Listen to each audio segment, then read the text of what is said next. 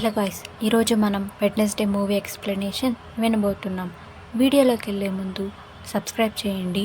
Movie open చేయగానే స్కాల్పర్ అనే ఒక సీరియల్ కిల్లర్ వెడ్నెస్డేని తాడుతో కట్టేసి ఉంటాడు. తర్వాత సీన్ 6 వీక్ బిఫోర్ సీన్ చూపిస్తుంది. అందులో వెడ్నెస్డే గుడి పుస్తకం ద్వారా తన సైకిక్ సామర్థ్యాన్ని పెంచుకుంటూ ఉంటుంది. దానికి కావలసిన అన్ని సమాధానాలు గుడి పుస్తకంలో ఉంటాయి. అప్పుడే సీరియల్ కిల్లర్ వరుసగా హత్యలు చేస్తుండడంతో వాడిని పట్టుకోవాలి అని ఆ సీరియల్ కిల్లర్కి సంబంధించిన వస్తువుని థింగ్ ద్వారా తెప్పించుకొని ఆ వస్తువు ద్వారా తన సైకిక్ సామర్థ్యంతో వాడు ఎక్కడున్నాడో తెలుసుకొని వాడి దగ్గరికి వెళ్ళడానికి ఎయిర్పోర్ట్కి వెళ్ళగా అక్కడ పోలీసులు తనని చెక్ చేయగా చాలా గన్స్, కత్తులు బయటపడతాయి. ఇంకా పోలీస్ వాటిని తీసుకుని వెడ్నెస్డేని పంపించేస్తారు.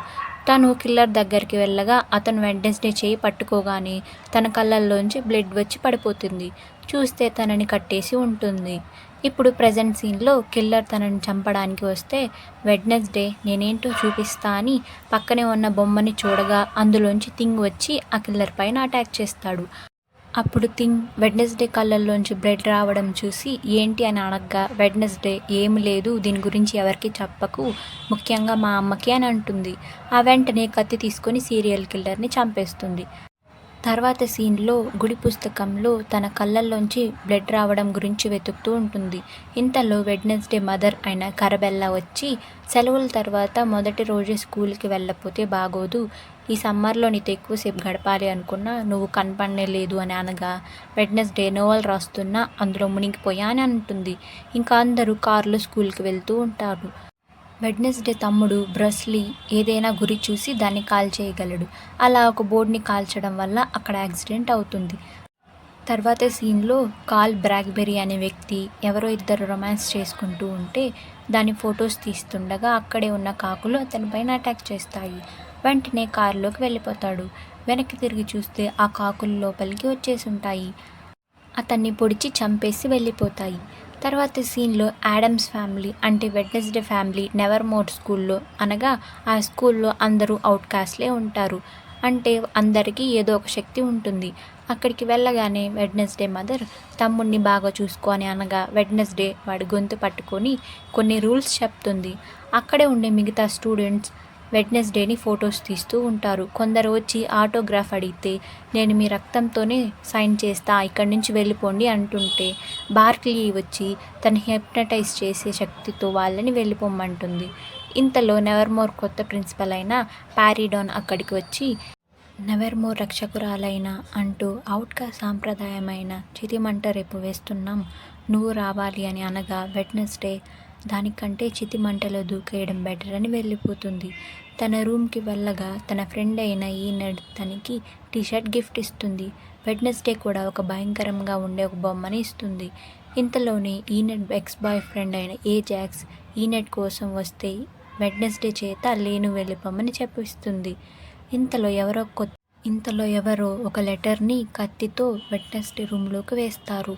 అందులో welcome back Wednesday, I'm still watching you అని ఉంటుంది. వెడ్నెస్డేకి ఎవరో తనని స్టాక్ చేస్తున్నారని తన సైకిక్ సామర్థ్యాన్ని చూస్తే తనకి ఏమీ కనిపించదు. ప్రిన్సిపల్ గాలా ఫౌండేషన్ డబ్బుల కోసం కరబెల్లాని ఇన్ఛార్జ్గా ఉండమంటాడు. వెడ్నెస్డే వాళ్ళ పేరెంట్స్ వాళ్ళ దగ్గరే ఉండడం నచ్చదు. అలా అడవిలోకి వెళ్తుంటే కాల్ బ్లాక్బెర్రీ శవాన్ని పోలీసులు ఇంటరాగేట్ చేస్తుంటే అక్కడి నుంచి ఒక వ్యక్తి పారిపోతూ ఉంటాడు. అది చూసిన వెడ్నెస్డే అతన్ని పట్టుకుంటుంది. అతనే టైలర్ ఫాదర్ అయిన గాల్పెన్. ఆ విక్టిమ్ నా ఫ్రెండ్, ఒకే కేసులో పనిచేస్తున్నాం, అవుట్ కాస్ట్లకు సమస్య వస్తుంది అని దాన్ని ఆరాధిస్తున్నాం, నీ సాయం కావాలి అని అనగా వెడ్నెస్డే వెళ్ళిపోతుంది. గుర్తుపెట్టుకో, పక్షులు నిన్ను గమనిస్తూ ఉన్నాయని అంటాడు గాల్పెన్. ఇంకా ఆ రోజు రాత్రి ఏజాక్స్ స్టూడెంట్స్తో స్కల్టరీ అనే కథ చెప్తూ అనగనగా ఒక అబ్బాయి చాలా తెలివైన వాడు, కొన్ని రోజుల్లో నువ్వు చనిపోతావని వైద్యులు చెప్తారు. అతనే ఒక గుండెని తయారు చేసి అతనిలో పెట్టుకుంటాడు. ఒక ఎక్స్పెరిమెంట్ చేస్తూ చనిపోతాడు. అతని సమాధి దగ్గర వెళ్తే టిక్ టిక్ అని సౌండ్ వస్తుంది అని చెప్తాడు. ఇంకా పిల్లలందరూ భయపడుతూ ఉంటారు.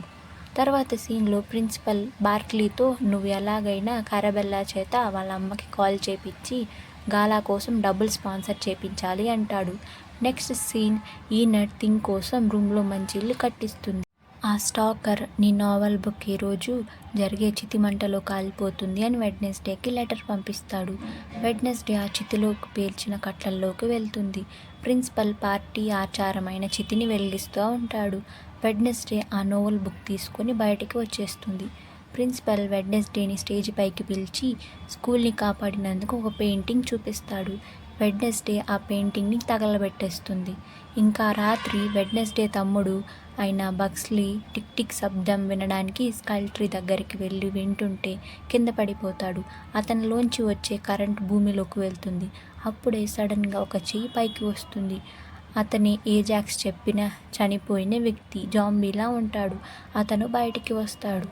తర్వాత సీన్లో పార్టీ నుంచి వస్తున్న వెడ్నెస్డే భుజం పైన ఈనట్ చేయి వేసి ఆపుతుంది. అప్పుడే వెడ్నెస్డే కళ్ళల్లోంచి రక్తం వచ్చి పడిపోతుంది. తన కలలో వెడ్నెస్డే ఏదో సమాధి దగ్గర ఉన్నట్టు, అక్కడ కాకులు తిరుగుతూ ఇదంతా నీ తప్పే వెడ్నెస్డే, నీ వల్లే నేను చనిపోయా అని ఎవరో అంటుంటే తిరిగి చూస్తే ఈనడ్ నీ వల్లే నేను చనిపోయా అని వెడ్నెస్డే గొంతు పట్టుకున్నట్టు వెడ్నెస్డేకి కల వస్తుంది. పడిపోయిన చోట గట్టిగా అరుస్తూ ఉంటే ఈనడ్ ఏమైంది వెడ్నెస్డే అరుస్తూ ఉంటే కరబెల్లా అక్కడికి వస్తుంది. ఇది పార్ట్ 1లో జరిగిన కథ. ఆ కళలో వెడ్నెస్డే తన బెస్ట్ ఫ్రెండ్ అయిన ఈనడ్ని ఎందుకు చంపుతుంది, బక్స్లీ ద్వారా తిరిగి వచ్చిన జాంబీ ఎవరు, ఏం చేయబోతున్నాడు తెలుసుకోవాలి అంటే పార్ట్ 2 కథతో మళ్ళీ వచ్చేస్తా. పార్ట్ 2 కోసం సబ్స్క్రైబ్ చేయండి. బాయ్.